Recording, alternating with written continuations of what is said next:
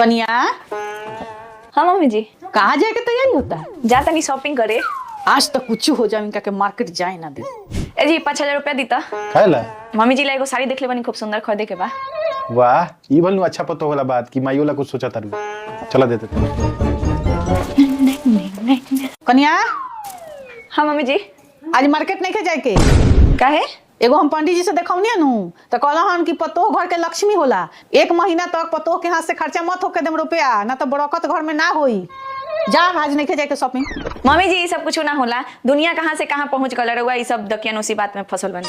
कुछ हो जा आज जाए के नहीं के जा। बड़ा मार्केट जाए वाला भई रही है, रोज रोज मार्केटिंग का होता टे। आज नहीं जाए देनी इनका के मार्केट। माँ तार पतो तो तारा ला बहुत अच्छा सोचतिया का। आज हमरा बेरी अइलक हिया, अब बोलक हिया कि 5,000 रुपया दी। माँ जी ला कोनो साड़ी देखले बनी, उहे किने गइल बिया।